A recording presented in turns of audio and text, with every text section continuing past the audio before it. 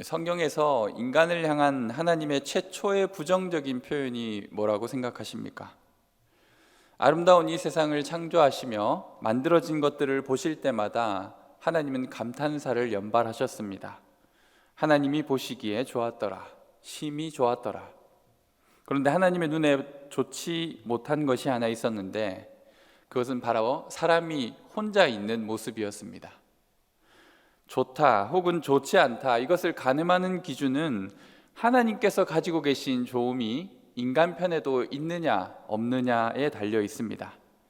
삼위의 하나님 성부 성자 성령께서는 서로가 풍성한 교제와 사랑을 나누며 결코 혼자가 아니었기에 혼자였던 사람의 모습이 좋지 않게 보였던 것입니다. 그래서 하나님은 아담에게 하와를 허락하십니다. 사람이 혼자라는 것은 단순히 옆에 사람이 있느냐 없느냐의 차원을 넘어서서 영원히 가지고 있는 본질적인 외로움을 말하기도 합니다. 사람은 정말 외로운 존재이지 않습니까?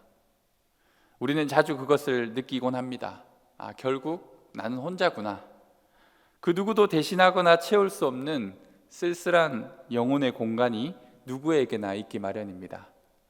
어쩌면 하나님이 보시기에 사람은 선악의 문제보다 더 중요한 것이 이 외로움의 문제를 해결하는 것입니다. 하나님께서 사람을 이렇게 불완전하고 마치 속이 텅 빈 것처럼 만드신 데에는 다 이유가 있습니다. 바로 그 공간을 하나님으로 채우라는 의미입니다. 다른 수많은 것들을 가져와 조립해 보아도 맞지 않습니다. 설계 자체가 인간의 중심, 그 영혼의 공간에는 하나님만 들어갈 수 있게 해놓았기 때문입니다. 하나님으로 우리의 쓸쓸하고 외로운 영혼의 공허를 채울 때 하나님께서 주시는 기쁨과 평안, 다함이 없는 샬롬이 임하게 되는 것입니다. 성경을 많이 읽거나 또 신앙생활을 하다 보면 우리는 짐짓 도덕과 윤리에 관심이 많아집니다. 무엇이 선한 것일까? 무엇이 악한 것일까? 이것을 해도 될까? 하지 말아야 될까? 저것은 성경적으로 신학적으로 맞는 말일까? 신앙의 성장이 좀 더 율법적이고 윤리적인 사람이 되는 것이라면 그 신앙은 여러 면에서 부족한 면들이 많습니다. 하나님께서 인간에게 걱정하시는 건 그런 것이 아닙니다. 사람이 혼자인 것이 좋지 못하다고 걱정하셨습니다. 결국 인간의 타락이라는 것도 하나님이 우려하시는 혼자됨이 가속화되어진 상태라고 표현할 수도 있습니다. 자기중심적이고 혼자라는 외로움에 점점 더 익숙해지고 그것을 문제가 될 일이 아니라고 여기는 상태가 바로 하나님께서 가장 염려하시는 인간의 모습일지도 모릅니다. 차라리 범죄하고 타락하여서 그런 어리석음의 대가를 혹독히 치름으로 자신이 혼자라는 사실을 깨닫게 되고 구원자를 찾거나 마음이 낮아지는 것이 나을지도 모릅니다. 세련된 솔로들, 영혼의 외로움을 자신만의 방법으로 잘 극복한 사람들, 그들은 하나님께 돌아오기가 정말로 어려울지도 모릅니다. 그렇다고 해서 또 하나님께서 가만히 계신 것은 아닙니다. 그들이 쌓아놓은 자기만의 성을 하나님은 열심히 허무십니다. 화려하고 근사하게 꾸민 가면과 껍데기를 벗겨내십니다. 내 안에 하나님이 계시지 않다라는 절망을 그 스스로 느끼도록 하나님은 얼마나 애를 쓰시는지 모릅니다. 인생이 살아보면 그렇게 호락호락하지 않고 시련과 어려움이 많은 이유는 두 가지 때문인데요. 마귀가 여전히 열일하며 우리를 괴롭히기 때문이기도 하고, 하나님은 그런 시련과 고통을 밑거름 삼아 자신에게 돌아올 영혼을 지금도 부르고 있기 때문입니다. 적어도 대림절, 메시아를 기다리고 갈망하는 이 계절에 주님을 향한 이런 영혼의 외침이 필요합니다. 저희를 홀로 두지 마시고 저희와 함께 하옵소서. 우리가 혼자가 아니라 주님이 항상 함께 계시다라는 그 뜻의 말씀이 오늘 설교 제목인 임마누엘입니다. 하나님께서 우리와 함께 계시도다. 임마누엘의 은혜를 아는 사람과 모르는 사람, 임마누엘의 은총을 경험하고 깨달은 사람, 그렇지 못한 사람은 정말 너무나도 다릅니다. 여러분에겐 임마누엘의 하나님이 계십니까? 인생의 가장 어두운 터널을 통과할 때 죽음과 생명이 마치 한 발짝 거리밖에 안 될 정도로 위태하게 살아갈 때, 사망의 음침한 골짜기를 지나갈 때 많은 이들이 이 은혜를 경험하곤 합니다. 혼자 누워있는 수술실에서 하나님의 음성을 듣기도 하고, 또 사업의 실패로 절망하여 극단적인 선택을 하려고 할 때 라디오에서 들려오는 설교 하나에 통곡하기도 합니다. 그래, 나는 혼자가 아니었지. 하나님이 계시지. 하나님이 계셨지. 야곱은 그 인생의 오늘 말씀의 최대 위기를 맞이했습니다. 나이가 60이 넘어가도록 집 밖으로 멀리 나가본 적도 없는 야곱이 죽지 않기 위해 형을 피해 도망치고 있습니다. 여러분, 오늘 본문의 야곱이 청년인 것 같죠? 그런데 나이를 잘 계산해 보면 최소 60은 넘은 나이였습니다. 그때까지 결혼도 하지 않은 야곱입니다. 10절 말씀에 보면 야곱이 브엘세바에서 떠나 하란으로 향하여 갑니다. 단순히 지역의 이름이지만 야곱의 형편을 잘 보여주는 대목입니다. 브엘세바라는 뜻은 맹세의 우물이라는 뜻입니다. 우물을 파고 하나님의 복을 받아 그 지역 내에서 너는 하나님이 함께 하시는 사람이구나, 이런 인정을 받았던 선대 아브라함과 이삭의 명성이 담겨 있는 지역의 이름이죠. 하란은 무슨 뜻일까요? 하란은 그 단어 자체가 건조한, 메마른 이런 뜻입니다. 야곱은 풍성하고 안정된 지역 브엘세바를 떠나, 즉 우물에서의 삶을 떠나 건조하고 메마른 땅으로 향하고 있습니다. 각 사람이 경험하는 인생의 내리막길이라는 것이 있죠. 도대체 어디까지 내려가려고 일어나 탄식하게 될 때가 있습니다. 이 여행은 야곱이 결코 원하였던 여행이 아니었습니다. 쫓기다시피 나온 여행이다 보니 제대로 준비가 안 되었고 아무것도 없는 야외에서 밤을 맞이하게 되었습니다. 그곳에서 돌 하나를 베개 삼아 누웠습니다. 캄캄한 밤하늘에 별들은 반짝이고 딱딱한 돌 베개를 베고 하늘을 바라보는 야곱은 무슨 생각을 했을까요? 지금쯤 집에서 부모님은 뭘 하실까? 여긴 어디고 나는 누굴까? 그 당시 사회적인 배경을 고려해 보자면 부족 중심의 사회였고 가족과 친족 중심의 사회에서 늦은 나이에 자신의 고장을 떠나 외지로 홀로 떠나는 것은 추방과 유랑의 의미가 컸습니다. 하나님으로부터 축복을 받고 위대한 약속을 받았던 할아버지 아브라함 그리고 아버지 이삭의 집에서 그 유업을 잊지 못하고 내쳐진 것 같은 절망이 야곱에게 있었을 것입니다. 모르긴 몰라도 돌베개를 베고 누운 야곱의 눈으로 눈물이 한 줄기 흘렀을지도 모릅니다. 우리들의 이야기는 야곱과 크게 다를까요? 야곱의 이야기를 들으며 나의 삶의 그 아픔의 순간들이 또 지금의 어려움이 떠오를지도 모릅니다. 내 인생은 왜 이렇게 떠돌기만 할까? 이미 자신의 꿈을 이루고 앞서가는 친구들이 부럽고 처량하게 매번 같은 자리에 맴돌며 불안한 내일을 맞이하는 나. 시간은 내 편이라고 생각했는데 속절없이 시간이 도망친 그 자리에 덩그러니 남겨진 나. 마치 인생의 실패자, 잉여 인생같이 느껴지기도 합니다. 누구나 한 번쯤은 상황에 따라 이런 감정을 느낄 때가 있습니다.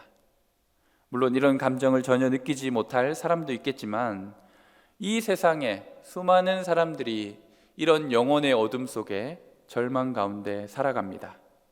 한 사람이 처한 형편과 그로 인한 외로움을 주변의 제3자가 제대로 이해할 수 있을까요? 우리는 노인분들이 경험하는 그 외로움을 잘 이해할 수 없습니다. 장애를 가진 이들이나 다문화 가정, 외국인이 느끼는 불편한 시선과 대우도 알 도리가 없습니다. 최근에 세터민, 그러니까 탈북을 한 사람들이 신용불량자가 되거나 자살을 하는 경우가 많다는 것을 알게 되었습니다. 아니, 국가에서 집도 주고 돈도 주는데 왜? 저는 그렇게만 생각했었습니다. 그렇게 그들의 어려움을 한 번도 제대로 생각해 본 적이 없었습니다. 항상 매스컴은 가장 잘 나가는 극소수의 세터민들만 보여주지 않습니까? 그러나 얼마나 많은 이들이 이 한국 땅 조국의 품에서 시리도록 차가운 외로움을 느끼고 있는지 우리는 생각해 보지 못했습니다. 그들에게 친구가 필요하고 관심이 필요하죠. 이런 약자, 외로운 이들의 우리 주변에 참 많이 있지 않습니까? 지난주의 말씀을 우리가 떠올려 보자면 우리는 그들에게 행동하는 예배자로 나아가서 그들이 하나님을 만날 수 있도록 하고 그들의 영혼을 책임지려는 희생과 사랑을 보여야 하지 않겠습니까? 가장 필요한 것은 그들이 임마누엘의 하나님을 만나는 것입니다. 16절의 감탄의 고백이 그들에게도 일어났으면 좋겠습니다. 여호와께서 과연 여기 계셨거늘 내가 알지 못하였도다. 영혼의 외로움이 해결되지 않고 사회적으로 고립되기만 한다면 그는 계속해서 이런 메시지를 듣게 되는 것입니다. 너는 혼자야. 누구도 너를 이해해 줄 수 없어. 정말 그럴까요? 그렇지 않음을 우리는 알고 있습니다. 그렇지 않다라는 소망을 전해줄 이들이 다른 어떤 세상의 사람들이 아니라 바로 하나님의 자녀 그리스도인들이어야 할 줄로 믿습니다. 청년의 시기는 과도기의 우울을 이겨내야 하는 시기입니다. 하루속히 결과물을 보길 원하지만 우리는 항상 과정 중에 있음을 깨닫습니다. 비전과 꿈은 헛된 신기루 같아 희미해 보이지 않고 현실의 삶은 고단하고 피곤하여 우울할 때가 많습니다. 이미 정해진 판에서 벗어날 수 없다는 절망감, 패배감이 있습니다. 마치 돌베개를 베고 누운 야곱의 형편과 비슷합니다. 엄마 치맛바람에 쌓여 있었던 노총각 야곱도 이제는 엄마 하며 울 수도 없습니다.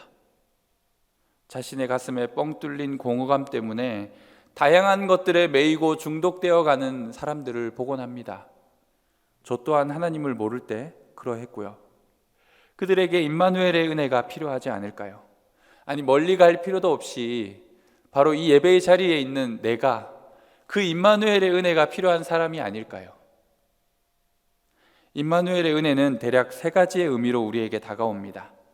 먼저는 내 인생의 궤적이 아무 쓸모없는 낭비된 인생이 아님을 임마누엘의 은혜를 통해 깨닫게 됩니다. 야곱의 도망자 신세, 그리고 우연히 잠이 든 그곳, 그러나 하나님은 이 모든 걸음을 예비하고 계셨습니다. 임마누엘의 은혜를 경험한 자는 인생에 우연이 없다라는 것을 깨닫게 됩니다. 부끄럽고 부정하고 싶은 나의 과거도 다 하나님의 섭리하심 안에 있음을 깨닫게 됩니다. 야곱은 놀랐습니다. 아무 생각 없이 누운 그곳이 바로 하나님이 약속하신 기업이었고 축복으로 주실 땅이었다라는 것이죠. 우연이 아닌 예비하심이었습니다. 내가 왜 지금 이곳에 있을까? 나에게 왜 이런 일이 생겼을까? 인생의 기록을 내 마음대로 삭제할 수만 있다면 지우고 싶은 순간들이 있겠지만 임마누엘의 은혜를 경험한 사람은 깨닫게 됩니다. 하나님께서 나를 여기까지 인도하신 것이구나. 하나님이 지금 여기에 계시기에 내가 서 있는 이 자리가 아무 의미 없는 자리가 아니었구나. 여러분은 그런 은혜를 누리고 계십니까? 내 삶을 부정하고 싶었던 이에게 임마누엘의 은혜는 새로운 은혜의 역사가 자신에게 시작되었음을 깨닫게 되는 시간입니다. 다 이유가 있었구나. 지나온 이 모든 시간이 다 하나님의 계획하심 가운데 주어진 은혜였구나. 이처럼 임마누엘의 은혜로 자신의 인생을 하나님의 관점으로 다시 해석하게 되는 것입니다. 마치 날 때부터 맹인된 사람이 그 사람이나 부모의 죄로 인한 것이 아니라 그에게서 하나님이 하시는 일을 나타내고자 하시는 놀라운 섭리가 있는 것처럼 말입니다. 우리 모두는 그런 은혜와 소망의 계획 가운데 우리 인생을 새롭게 해석할 수 있어야 합니다. 두 번째로 임마누엘의 은혜에는 하나님의 현존에 대한 두려움이 있습니다. 17절 말씀을 보면 야곱은 두려워하고 있습니다. 두렵도다 이곳이여, 이것은 다름 아닌 하나님의 집이요 이는 하늘의 문이로다. 임마누엘의 약속을 받은 성경의 수많은 인물들을 보면 그들은 하나같이 두려움을 느낍니다. 하나님의 살아계심을 실감하게 되어 느끼는 두려움과 경외입니다. 하나님을 내가 생각하는 틀 안에서 내가 이해하는 방식으로 경험할 때에는 이런 두려움이 나타날 일이 없습니다. 흔히들 아주 단순하게 생각하는 대로 모든 것을 허용해 주시는 하하 웃기만 하는 할아버지 같은 하나님을 상상할 때 우리는 두려움에 사로잡힐 일이 없습니다. 여러분, 가끔 어느 공간에서 혼자 있는 줄 알았는데 순간 뒤에 누군가가 있다는 것을 깨달음으로 등골이 오싹해지는 경험을 하신 적이 있지 않습니까? 옛날 우리 선조들이 과거를 치르러 갈 때 자기 목숨을 걸고 과거를 치르러 가지 않았습니까? 산과 고개를 넘을 때 맹수의 위험을 이겨내야만 했는데요, 그렇게 고개와 산을 넘다가 호랑이를 마주치게 된 순간의 그 정적을 한번 떠올려 보시면 말로만 듣던 호랑이라는 존재의 실제를 온몸으로 느끼게 될 때 두려움을 느끼게 되겠죠. 이 두려움이 우리에게 필요한 이유가 무엇일까? 나와 다르고 내가 조종하거나 통제할 수 없는 실제하시는 하나님을 경험해야 하기 때문입니다. 그것이 임마누엘의 본질입니다. 두려움과 경외함이 없는 임마누엘은 값싼 자기 위로나 감성적인 자기 합리화에 그치고 맙니다. 하나님은 우리에게 두렵지만 반가운 존재입니다. 그분 앞에 우리는 할 말을 잃게 되지만 마음을 다하여 그분을 예배하게 됩니다. 호랑이를 직접 마주본 사람과 호랑이에 관한 이야기만 들은 사람은 그 두 사람이 다를 수밖에 없는 것이죠. 꿈을 통해서든 깊은 기도 가운데에서든 찬양과 예배 가운데에서든 살아계신 하나님을 만난 이들은 하나님이 자신과 함께 계시다는 사실을 개념적으로 설명하거나 말하는 것이 아니라 그것의 실제를 알고 경험하는 사람이 됩니다. 이런 임마누엘의 경험이 여러분에게도 있어야 하지 않을까요? 여러분과 너무나도 다른 그 하나님의 존재를 실감하는 경험이 여러분의 삶에 있기를 소망합니다. 마지막으로 임마누엘의 은혜는 장래의 은혜에 대한 믿음을 요청합니다. 야곱이 꿈에서 하나님께 들은 말씀은 모두 그에게 주시는 약속이었습니다. 누워있는 그 땅을 너와 내 자손에게 주겠다. 너로 인해 땅의 모든 족속이 복을 받을 것이다. 내가 너와 함께하며 네가 어디로 가든지 너를 지키며 너를 이끌어 이 땅으로 돌아오게 할 것이다. 내가 내게 허락한 것을 다 이루기까지 너를 떠나지 아니하리라. 모든 것이 장래의 은혜입니다. 하나님의 말씀은 항상 이처럼 약속의 형태로 우리에게 주어지고 장래에 받을 은혜인 경우가 많습니다. 이사야가 활동하던 시절 하나님은 아하스 왕에게 임마누엘의 약속을 줍니다. 아하스 왕은 당장 골치 아픈 문제로 시달리고 있었지만 그에게 하나님이 주신 약속은 장래의 은혜였습니다. 너에게 한 아이가 태어날 텐데 그의 이름을 임마누엘이라 하라. 왜 하나님은 항상 그럴까요?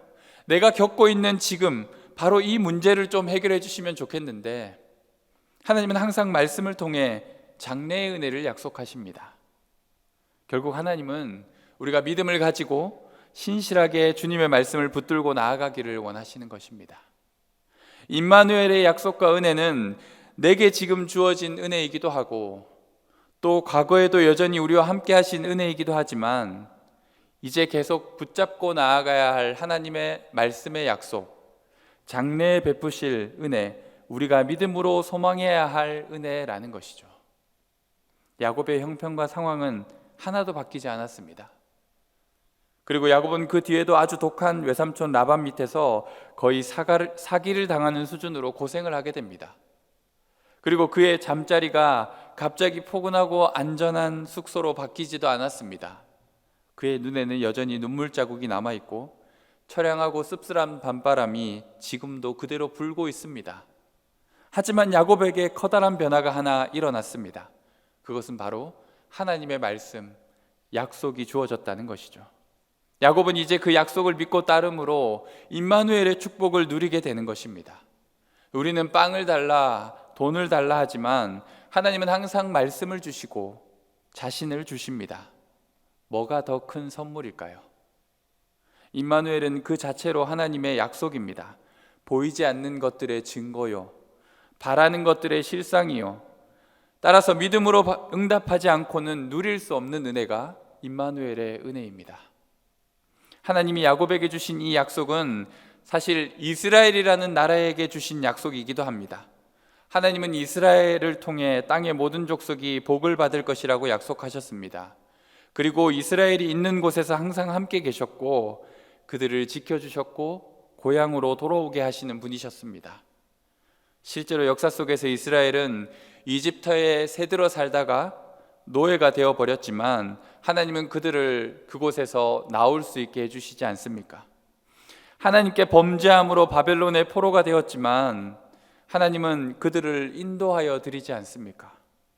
야곱에게 주신 이 임마누엘의 약속, 내가 너와 함께하며 너를 지키고 너를 이끌어 이 땅으로 돌아오게 하겠다라는 하나님의 약속을 믿은 백성들은 그들의 믿음대로 하나님의 구원을, 하나님의 임마누엘의 은혜를 경험하였던 것입니다.